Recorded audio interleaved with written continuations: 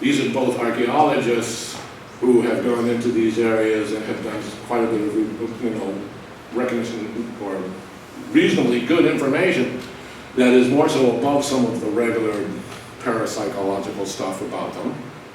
Get into the real sciences. So what's noted about this is the dating, which is more so around astral alignments around 10,500 BC. In other words, 12,000 years old. Now this is not uncommon thought. It is rejected thought by people like Zawi, Hawass, and some others who are responsible for the archives, the Egyptian archives in Giza. They suppress what is relatively in front of their face, which is really odd, because that is a suppression of science, and therefore a suppression of your spirituality.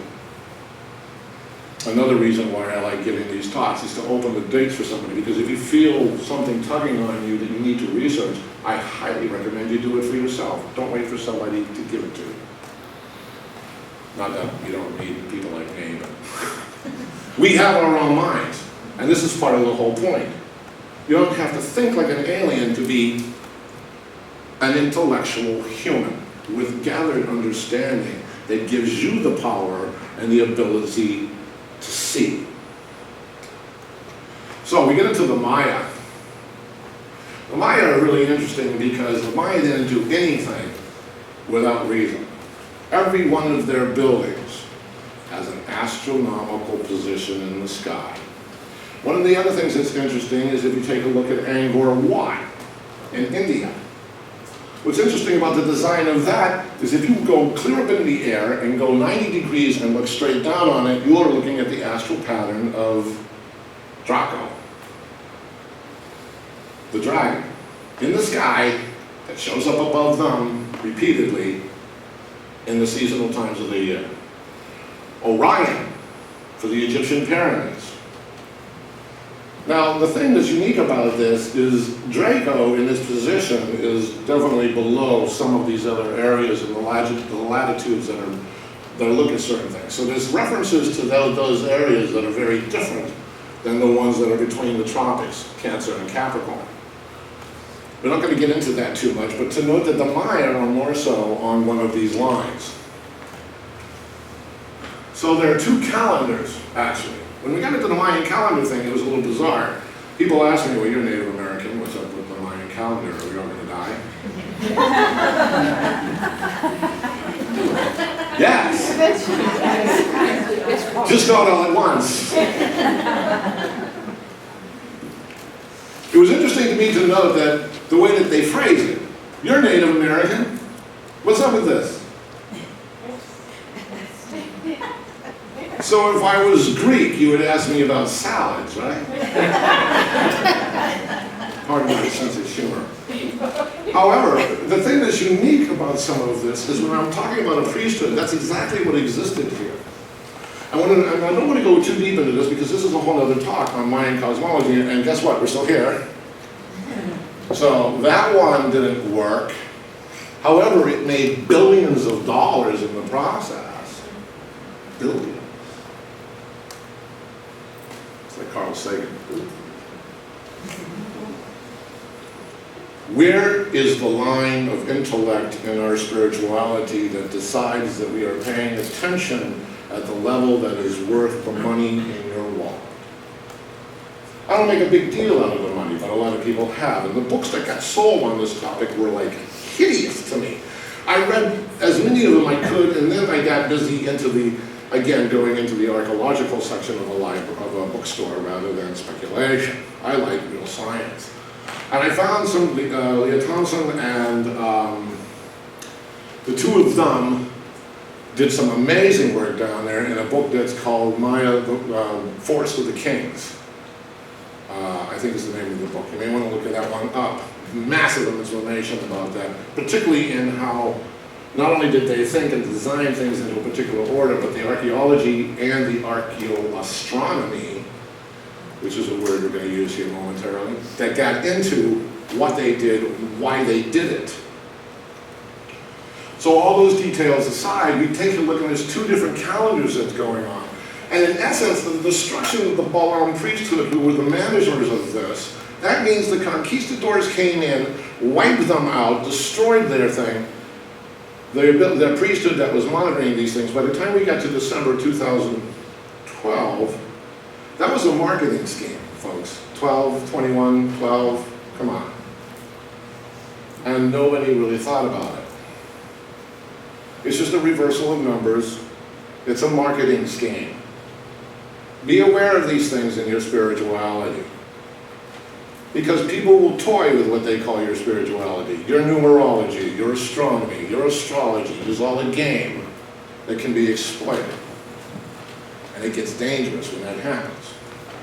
But this priesthood that was basically assimilated in the 1300s, that meant that the calendar as it stands today is frozen in time. It hasn't had an adjustment made to it in hundreds of years.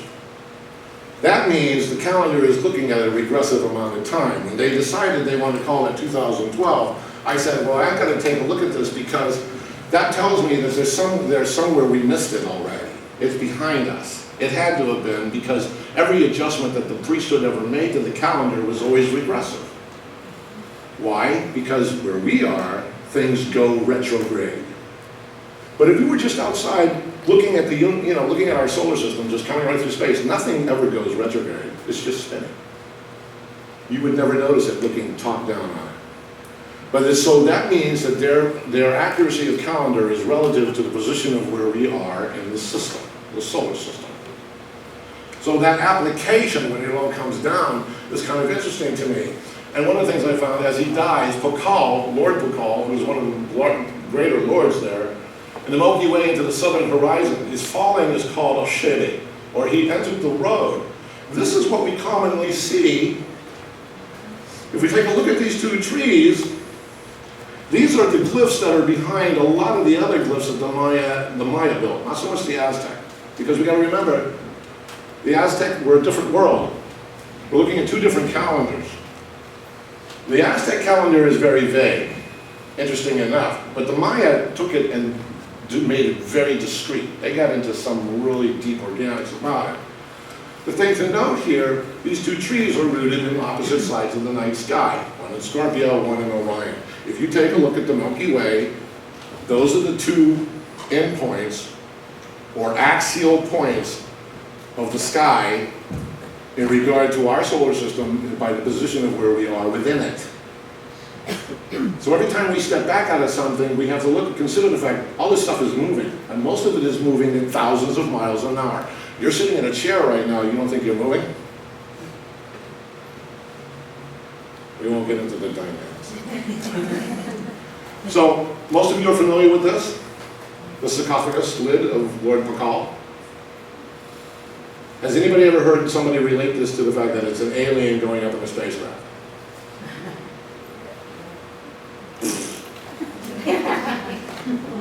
I call BS. This is a map. And we need to note some of this because some of the astral signs that are on here, if we look at for the glyph relationships, the Moon, Venus, Libra, Sagittarius A, which is the star group, which is commonly known as galactic center, that everybody was in an uproar, oh, we're going to align with the galactic center and be eaten by the black hole. Lord Pakal sitting in here, and then the sacrificial seat that he is sitting on. We need to note, though, at the very top here, you can't really see it, there's a Kia, the eagle, as a constellation. Then it comes down Examne, which is the Lord that we see, rooted in Orion at the top of the tree. When we come back, we'll note, though, that the cross that's here is the cross that's applied to the scorpion tree, or the wool tree. So both of these trees have been combined. And when they make that glyph come together, we need to understand what they're doing is they're folding the sky. And when they're folding the sky, in that sense of its divinity, he is rising, just like the pharaohs in Egypt, into the night sky as a lord. This is not an alien in some craft. If we take a look at the night sky there, Lord Pakal's burial skyline, August 13th, 683. What's interesting to me is he had to die before they did the burial then.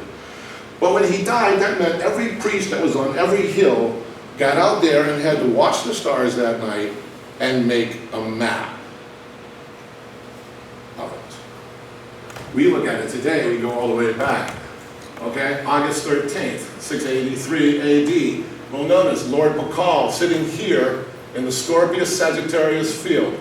Scorpius comes down here. We have the two base symbols here, Venus and the moon are present, and Achaia, the eagle. So when you look at this lid, that's a map of the sky, not some alien going up in an aircraft. Understand the relativity of native thought. This is my point. Natives aren't doing things by going into the bookstore and looking in the speculation section of the book. I'm not putting down that section of the bookstore. I'm saying get out of it. It's nice, this intro, it's like Wikipedia, a great place to start. Don't stay there. Make your investigations count. It's your heart, it's your mind that is at risk for when somebody tells you something and it can be set aside as some kind of ruse. I'm not mocking aliens, I'm just saying they're not what you think they are. I have a discussion on that to come to the realization of how this world is manipulated. And nonetheless, the fact that we have these traditions, the planetary family, Sun, Mercury, Venus, Moon, Mars, Jupiter, all the way up to Saturn. What's interesting to me here on that date is I went online to one of the planetary sites online. This one happens to be ASU, Texas. And took a look at a bird's eye view. Now, when you look at this, I want you to understand. We're going to look at this picture just like this. Stand it up on its edge and turn it down. Try to picture ourselves as a solar system that's traveling like a donut with all these rings in it, that's moving forward like this. It's not moving sideways with the sun and all the planets doing this and we're moving this way. No, we're moving this way. Out, okay? Like a bunch of concentric circles in relative sonic echo to one of the last disturbances, solar disturbances that this system had. That means every one of the planets is in a numerological, sonic, musical notated position. If they weren't where they were, the solar system would collapse. Every solar system has its own signatures, its own electromagnetic signatures.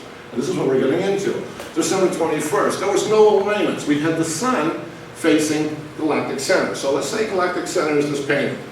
We are moving this way, so to speak, around the galactic center, like a donut standing up. The arrow that you're looking at is the thing that constantly points towards galactic center, and we revolve through the Milky Way like this, around it. So understand what this map is saying. There were no alignments on that date. The evidence was so easy to acquire, I was like, this is ridiculous. Why is anybody buying this? Where's the alignment? December 22nd, 2007. For every one of the relatively Mayan planetary family, Sun, we have the Sun, Moon, Mars, and Jupiter as being very basic. Mercury and Venus have other relationships, and that other talk is into that. But what's pointing here is to note that the external planets, Mars, Earth, Sun, and Jupiter, all lined up. Pluto, they didn't even know was there. That's coincidental. But there's your Mayan calendar, there's your Mayan cosmology. The entire Mayan family lined up to let the old sun die, which is Jupiter, to be replaced by the new sun. Now in their thinking, this is not just a season over to season. And this is the one from that's the external planets, this is the internal planets. And we'll notice that because of the way that it's moving, Mercury and Venus are in the underworld. If you can imagine that. And maybe that's a top we'll come back with later. Still, to move on. Again, this information is all on the disk if you want it, but as of this presentation, we are entering the 8th ton of the current 14th Baktun of the Mayan cosmology. We left the 13th Baktun behind. We are now in a season of a night cycle in night days. And if you're not feeling that politically or economically, socially, you're dead. This is hell to some relative degree. But it is a process that is required of all of us. We're here for a reason. So, archaeoastronomy is the study of these planetary bodies aligning to the Earth's surface things. The Pawnee had guiding planet principles. The Sagriya and the Pawnee referred to a ring of stars in the sky as the Council of Chiefs. This more than likely was the Pleiades. The Anazazis were very big on their moon thinking, lunar, but the one thing that's interesting is the Crab Nebula that formed in 1050 AD as a supernova is that handprint that's at that's on the canyon wall there. That's a pretty good date marker if we consider the fact that it's relative to that date.